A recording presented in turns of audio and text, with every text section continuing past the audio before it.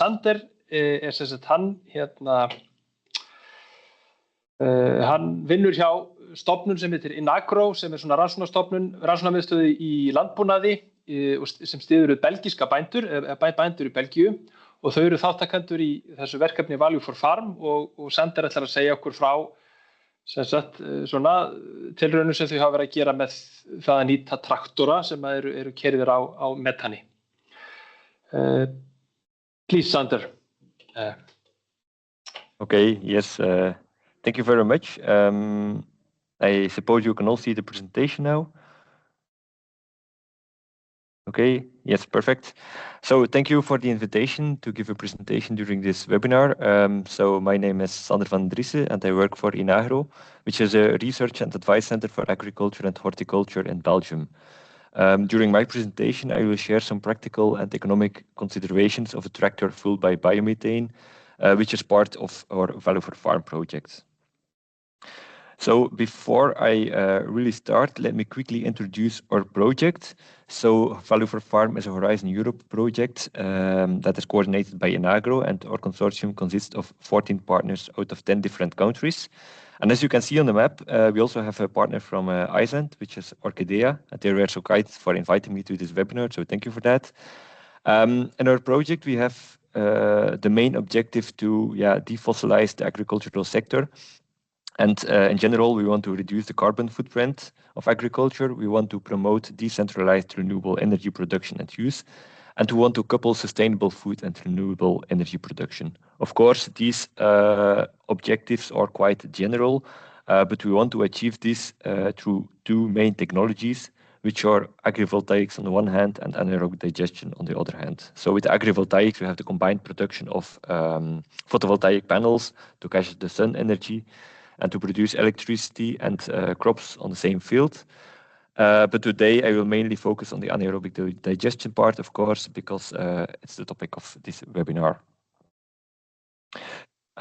Important for you to know is that in the Value for Farm project, we have 3 main demo sites, one in Denmark, one in Italy, and one in Belgium. So today I will only focus on the Belgian demo case, because in that demonstration plant, we are also using a biomethane tractor from Case New Holland. So this is a schematic overview of the demonstration case as it is in Belgium. So we have our feedstock for the biogas plant. It could be manure, it could be crop residues. So agricultural residues that are otherwise not always valorized or being fed to the biogas plant. And there, in the anaerobic conditions, microorganisms will convert the biomass into biogas. So typically, the biogas consists of 50 to maybe 60% methane, and traditionally it is being burned in a combined heat and power system where you produce renewable electricity and heat. What we do within Value for Farm is that we not only look at the traditional CHP, but we also look at innovative microturbine to also produce electricity and heat. But what we also do within Value for Farm is to look at biogas upgrading on a small-scale farm. So there are several ways to produce biomethane out of biogas, but we focus on the in situ biomethanation. I will tell a little bit more on that on the next slide. And then once we have the biomethane, we can or use it directly as a replacement for natural gas. So we can inject it on the natural gas grid, or we can use it to fuel a tractor as we do in our demo case. So I will mainly focus on this part, of course. So once we have the biogas, as I mentioned, we can produce biomethane, we can upgrade it, and there are several ways of doing this. So you can have physicochemical methods like membrane separation and pressure swing absorption, but there also exist biological upgrading methods like, for instance, in situ biomethanation. And this is something that we are focusing on in our demo case. And with in situ biomethanation, simply said, we will inject hydrogen in the biogas plant. The hydrogen will react with the carbon dioxide to produce more methane. So everything happens in the same reactor, making the investment costs smaller compared to other upgrading technologies. But of course, it's still in a research phase. And we also call this technology the power to gas because at moments when there is too much electricity production, for instance, if there is a lot of sun energy, a lot of wind energy, there is an excess of renewable electricity. If we then use this excess of renewable electricity to produce hydrogen by electrolysis, we can in fact store the excess of renewable electricity and use it as a gas. So we can use the hydrogen directly, or we can use it to produce biomethane out of biogas. Then once we have the biomethane, we can put it on the grid as a replacement for natural gas. The disadvantage of putting it on the grid is that the purity needs to be at least 97%, but this is also country specific, and some countries it's less and other countries it's more. But I think an average is about 97% purity. But we see that for large-scale installations, there is a trend towards going to biomethane more and more. As an alternative, we can also valorize the biomethane and use it as a transport fuel, and then we can have a tractor running on biomethane. Here, the big advantage that I see for the farm-scale installations is that the purity doesn't need to be grid quality. So in fact, the tractor can technically run with a purity of 85% of methane, which is potentially interesting for the farm-scale installations because you don't need to invest too much in the upgrading technology. Of course, it's technically feasible to do it with 85% methane.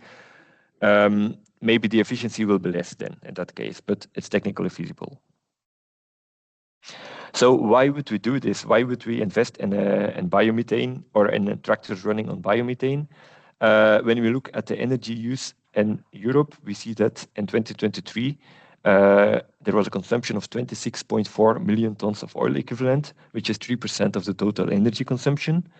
And from that energy consumption, on-farm diesel use accounts for 31% of all energy inputs. So that's significant. And if we can replace that diesel by a renewable fuel, we can have a big impact on the decarbonization of the agricultural sector. So you can see it also on the figure below. By using CNG, there is a reduction in the CO2 emissions. And if we even use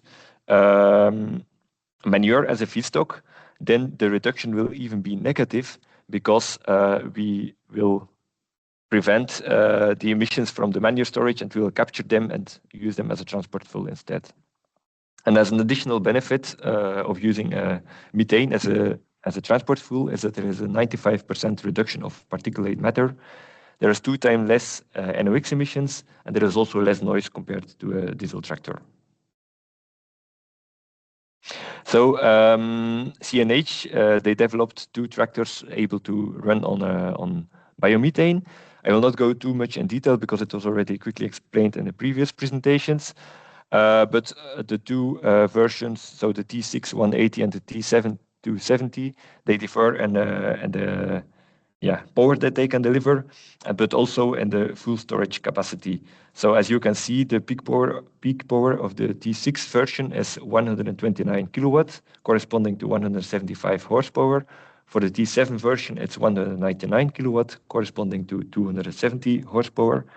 And the full storage capacity for the T6 is about 79 kilograms of CNG.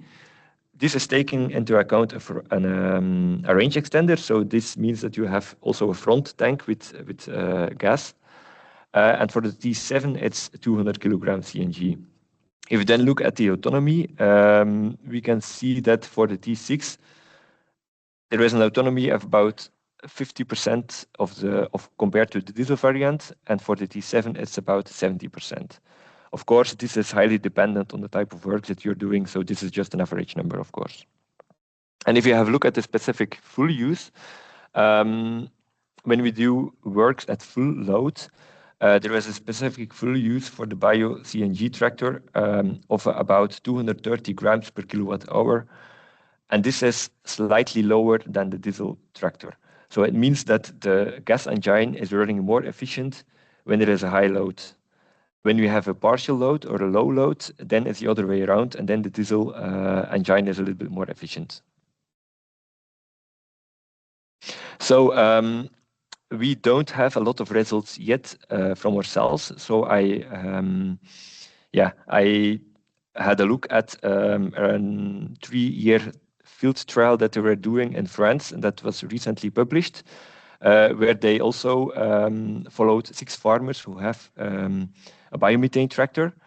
And the big advantage of having 6 farmers participating to this study is that we also have some regional differences. For instance, there are farmers who have fields with a lot of inclinations, other fields are flat, so we can have also these differences. Also, there are different scales of the biogas plants, so that's also interesting. And the main idea of this trial was that was to compare the bio-CNG tractor with the diesel variant in technical performance, ecological performance, but also economic performance. And as you can see in the figure on the right, the tractor was used for many old types of works, but mostly for transport and manure spreading. So what we can conclude out of this 3-year follow-up is that for the works transport and spreading, that the full use or full consumption of the diesel variant and the bio-CNG tractor is exactly the same. So there is a consumption of 11.6 liters per hour for the diesel variant and 11.6 kilograms per hour for the CNG. Of course, because the storage tank for the fuel is less with the CNG tractor, the autonomy is also lower than the diesel variant. So that's something to take into account. If you look at tillage, then we have, in fact, a higher full use for the diesel compared to the bio-CNG. So here we have about 20 liters per hour consumption for the diesel variant, while we have only 16 kilograms per hour for the CNG. So here we know that when doing tillage works, that the CNG tractor is in fact more efficient than the diesel variant. When doing PTO work, so power takeoff, when we power machines with the engine, then it's the other way around, and we see that there is a higher fuel consumption for the bio-CNG compared to the diesel. So in general, we can conclude that when doing works with a high load, that bio-CNG performs better than the diesel variant. When doing low loads or PTO, then it's the other way around, and diesel is still performing somewhat better. So based on these results, we can estimate the field capacity of doing works with the biomethane tractor. So when during ploughing, we can have about 1 to 1.1 hectares per hour. During seeding, we have about 2.4 hectares per hour. And when doing tillage works, we have about 3 to 3.5 hectares per hour. But as I mentioned before, this is also highly dependent on the type of field, on the soil structure, and so on. But these are average numbers that can be taken into account. In the same study, they also did some economic simulations, and I will quickly share some results about this. So in fact, the study calculated the cost per working hour for the diesel variant and also for the bio-CNG variant. And of course, when doing economic simulations, you have to take into account some assumptions. So in the study, they assumed that there is similar maintenance cost for the diesel tractor compared to the bio-CNG tractor. They also took into account that there is a 20% higher investment cost for the biomethane tractor, which is according to the current market value, because if you want to buy a biomethane tractor now, it is a little bit more expensive than a diesel variant. They took into account 6 years of depreciation period and a standard use of 600 working hours per year for the tractor. There were no subsidies involved, and there was no cost for the filling station. And they calculated 4 scenarios. In the first one, the cost of diesel was similar to the cost of bio-CNG. Then they also had a scenario where the cost of diesel was higher than bio-CNG, also when the other way around, so where the diesel was cheaper than the cost of bio-CNG. And then a 4th scenario where the bio-CNG tractor was used more intensively. So instead of 600 hours per year, now it was used 1,200 hours per year. And if you have a look at the results, we can see some interesting things. So when looking at the first scenario, so when the price of diesel is the same as the price of bio-CNG, we see that for different types of work, so manure spreading, tillage, and also PTO, that there were different outcomes. So when looking at manure spreading, for instance, the hourly cost of the diesel variant is about 33 euros per hour. For the CNG variant, it's about 36.8 euros per hour. When looking at tillage, It's 41.5 euros per hour for the diesel variant and 41.4 for the CNG tractor, so it's more or less comparable. And for the PTO, it's 30.6 for the diesel variant and 37.1 for the CNG variant. So in this case, when the price of diesel is the same as the price for bio-CNG, we see that in most cases, the diesel variant is cheaper than the bio-CNG variant, except for light tillage where there is a similar cost. And in the study, they also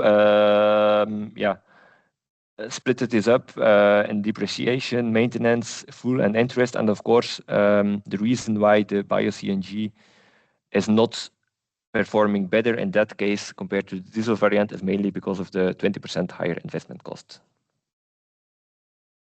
So if you have a look at the second scenario where the diesel cost is assumed to be higher than the bio-CNG cost, we see in fact that for both the manure spreading and the tillage works, that the CNG tractor is performing better than diesel variant. So here in that case, it is cheaper to run on to fill a tractor with bio-CNG compared to diesel. If you look at the PTO works, so on the right of the graph, we still see that the diesel variant is cheaper than the bio-CNG. So in fact, this confirms what I already explained before, that for doing works on heavy load, the bio-CNG variant is better than working on low loads. If you had a look at the third scenario, so where the bio-CNG is assumed to be more expensive than diesel, then we see that there is no competitive advantage at all for the bio-CNG. So in that case, it is cheaper to run the diesel tractor for every type of work. And this is, of course, due to the higher investment cost and also the higher fuel price that is assumed here. If we have a look at the fourth scenario, where the bio-CNG tractor is used more intensively, we see some differences. And we see here also that for the manure spreading and the light tillage, the bio-CNG tractor is performing better, mainly because, of course, the shortened depreciation period, because it is used more intensively. But also here, the same when doing PTO works, the diesel variant is still performing better.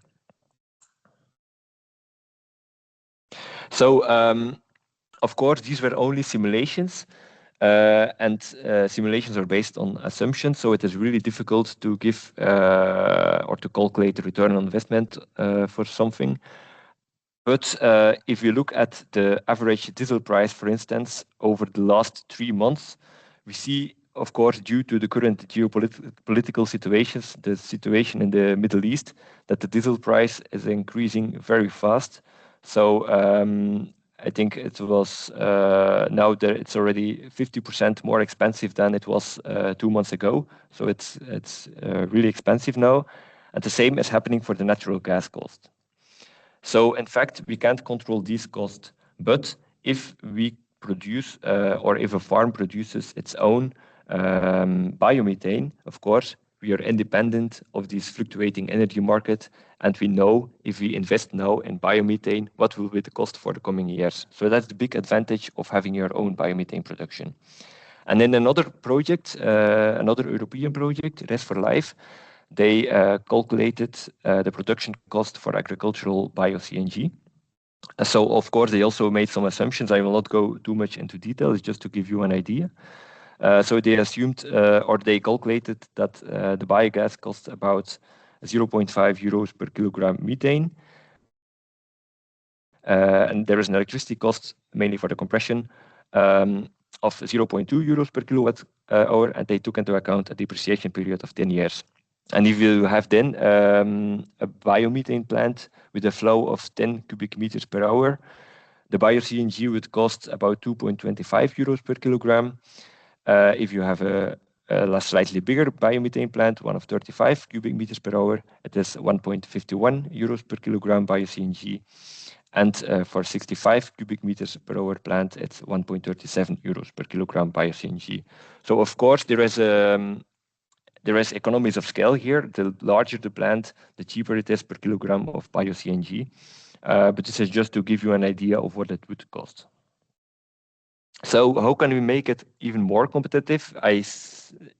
showed that in some cases, bio-CNG is already quite competitive compared to the diesel use, but in other cases, it's not yet the case. So first, there is a higher investment cost due to the low production rates until now. So if the market demand rises, I think there is definitely the potential to have a similar price to the diesel variant. As I mentioned before, you have to use it for the right types of work. So if you use it when doing work with a high load, it will be better than when using it for works with a low load. During this economic simulations, no subsidies were taken into account. So of course, if certain countries decide to give subsidies for these kind of tractors, of course, it can also have a positive impact.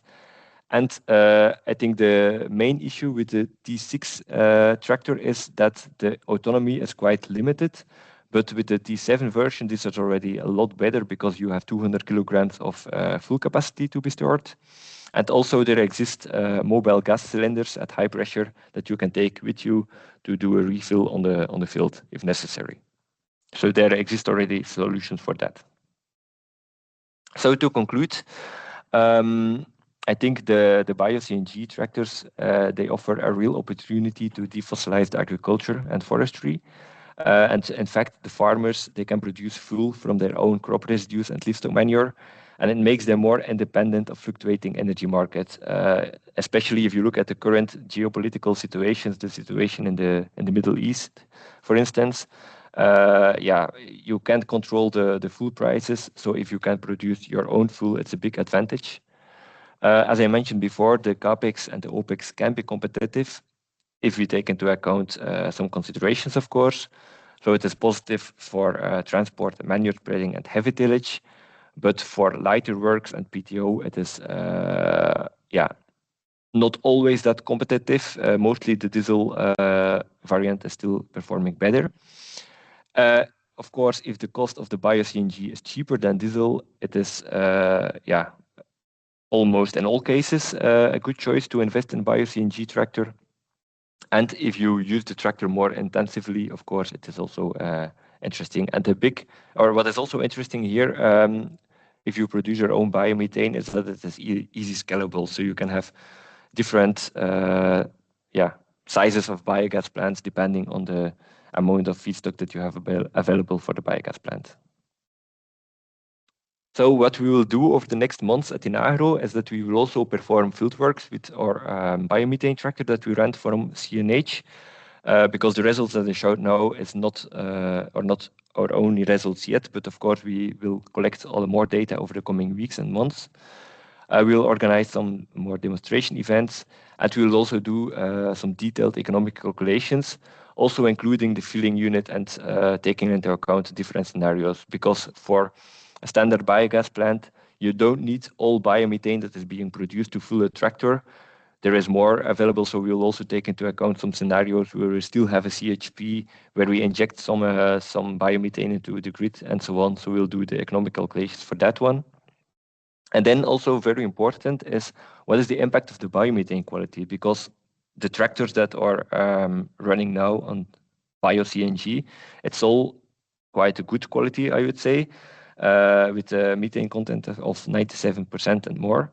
But what is the impact if the biomethane quality is only, like I said in the beginning, 85%? That's also something that we want to assess. And then for the future, how will this tractor evolve, or how will the competition be with electricity and hydrogen? So as I mentioned, we don't have the full results yet from the Value for Farm project, but if you want to stay up to date with that, you can follow our newsletter or follow us on LinkedIn. You can simply scan the QR codes. And you can always send me an email if you want to know more about this or if you want to stay up to date with the next results. So thank you.